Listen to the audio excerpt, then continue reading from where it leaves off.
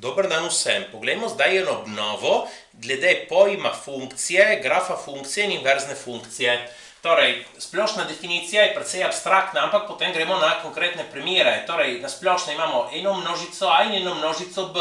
In funkcija f je en zakon, ki vsakemu elementu množice A priredi natanko en element od množice B. Vzamemo x in mu priredimo f od x. Torej, natanko eden, v kakšnem smislu?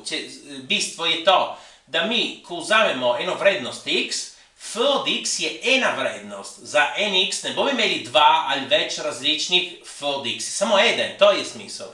Sedaj, torej, to, ki je tukaj narisano, to je ena funkcija. Čeprav se zgodi, da ta in ta element gresta v istega. To je, to nam gre prav. Tisto, kar je bilo važno za to je funkcija, samo da f od x je ena vrednost. Ampak tukaj dva različna elementa gresta v istega. Torej, to je ena funkcija, vendar, ker zdaj gledamo lastnosti funkcij, ni injektivna funkcija. Injektivna funkcija pomeni, da različni elementi grejo v različne elemente. Tukaj dva elementa gresta v isti element, torej to ni injektivna funkcija. Ena druga lastnost funkcije je, če funkcija je surjektivna. Funkcija surjektivna pomeni, da tukaj v množici B nimamo prostih elementov, da smo izrabili vse elemente množice B. Sedaj, se lahko vidi to, če funkcija je istočasno injektivna in surjektivna, torej jo imenujemo bijektivna, ampak kakšno lastnost ima bijektivna? Da elementi so v bistvu v parih. Imamo en element od A v paru z enim elementom od B in tako za vse elemente, eden z enim. In torej, če vsak ima svojega in samo enega, pomeni, da če mi hočemo, lahko obrnemo smer teh puščic in definiramo eno funkcijo, kjer gre od B, množice B proti množici A. In tisto je inverzna funkcija. Torej, nasplošno, kaj pomeni ena inverzna funkcija? Če mi imamo en element x, apliciramo eno funkcijo in na to, kar smo dobili, apliciramo inverzno funkcijo, dobimo prvotni element, začetni.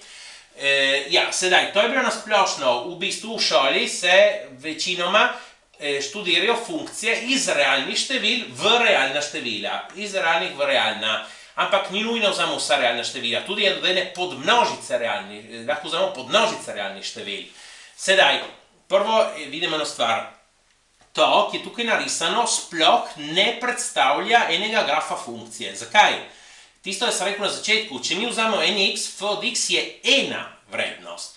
Tukaj vidimo, da za to vrednost tukaj od x-a, koliko je f od x? Je to, ima celo tri različne f od x, tudi če bi imel dva, ne gre prav.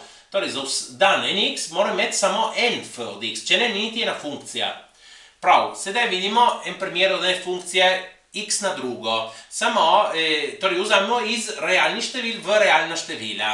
In če lahko narišete po točkah, boste videli, da ima to obliko nekako funkcija x na drugo. Sedaj, kaj se zgodi tukaj, da f od 2 je enako kot f od minus 2, ki je 4. Torej, če mi vzamemo, ker ta funkcija nam da na drugo. Torej, če mi vzamemo 2, ali pa vzamemo minus 2, v obeh primerih, če damo na drugo, dobimo 4. Torej, to, ki je ena funkcija, samo ni injektivna, ker vzamemo dva različna elementa od prve množice in jima priredimo isti element od druge množice. Torej, to ni injektivna funkcija. Vendar, stvar, če je injektivna, surjektivna, je odvisno od tega, kako mi izberemo prvo in drugo množico. Mi lahko skrčimo prvo množico, skrčimo definicijski interval, lahko rečemo. Torej, tukaj isto pravilo, x na drugo, vzamemo iz realnih pozitivnih števil v realna števila.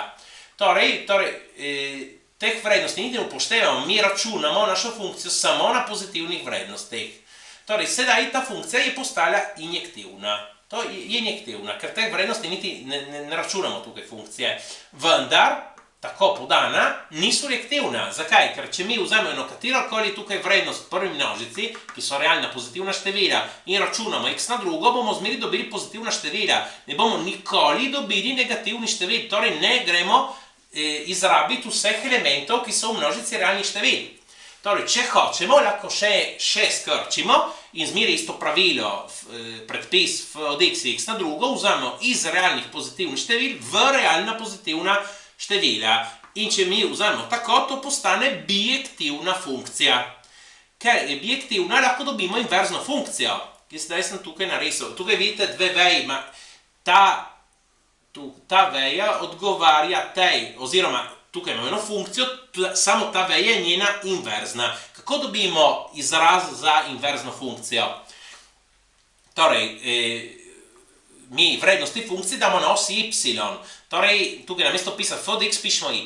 Y je x na drugo. Sedaj, iskati inverzno funkcijo pomeni aplicirati transformacijo, ker mi prav zamenjamo črki x in y.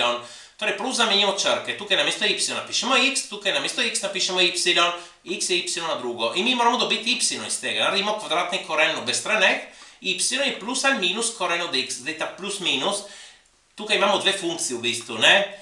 Samo ena je inverzna od te. Imamo to funkcijo, njena inverzna je f od x je koren od x. Ta ena druga funkcija, f od x je minus koren od x, ki bi odgovarjala lahko, če bi vzeli samo tisto drugo vejo. Vsekakor, torej, ta je funkcija in njena inverzna je koren od x. Sedaj vidimo še en primer, kjer poiščemo inverzno. Tukaj imamo to funkcijo iz realnih števil v realna pozitivna števila. Funkcija je 2 na x. Torej, če vi to narišete po točkah, boste videli, da ima takšno obliko 2 na x. Sedaj, njena inverzna je ta, ki je, jo vzamemo, jasno se obrneta množici, prva in druga, iz druge v prvo, ne, ker obrnemo puščice, iz realnih pozitivnih v realna. In ta funkcija je logaritem z osnovo 2 od x. Zdaj, kako to ugotovimo, da je prav ta? Torej, kot sem rekel, tukaj namesto pisati f od x napišemo y. Y je 2 na x. Ker iščemo inverzno, zamenjamo črke x in y. X je 2 na y. Hočemo dobiti y. Torej, na obe strani naredimo logaritem z osnovo 2. Logaritem z osnovo 2 od x je logaritem z osnovo 2 od 2 na y. Se črta logaritem z osnovo 2 in 2 na.